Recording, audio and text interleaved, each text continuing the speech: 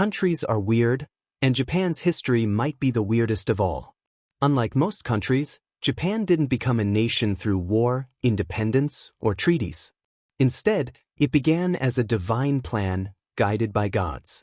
According to Japanese mythology, before Japan existed, there was only chaos and water. From this chaos, two gods appeared, Izanagi, the male, and Izanami, the female. They were tasked with creating land.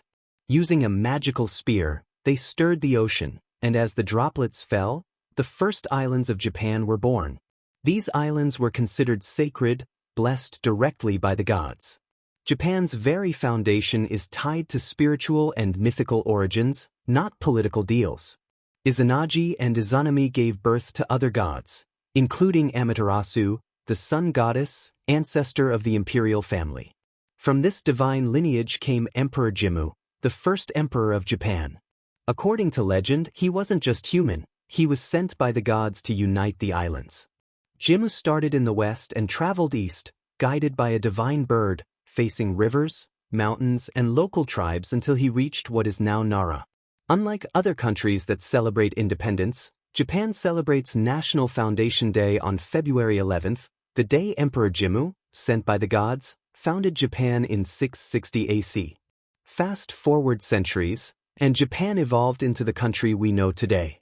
The capital is now Tokyo, which transformed from a small fishing village called Edo into one of the biggest cities on Earth. Despite modernization, the Japanese still honor their divine origins. Festivals, rituals, and even respect for hierarchy all trace back to Emperor Jimmu and the gods. It's as if history stacked itself like layers. Myth, emperors, samurai, cities, and technology, all coexisting in the same space. Here's something really weird. The same imperial family that started with Jimmu still exists today. That makes Japan the only country where the rulers are believed to descend from a sun goddess. Even in modern Tokyo, skyscrapers rise, technology thrives, and yet the ancient mythology influences everyday life. Schools teach the emperor's divine ancestry. Festivals honor the gods. Tradition never disappears.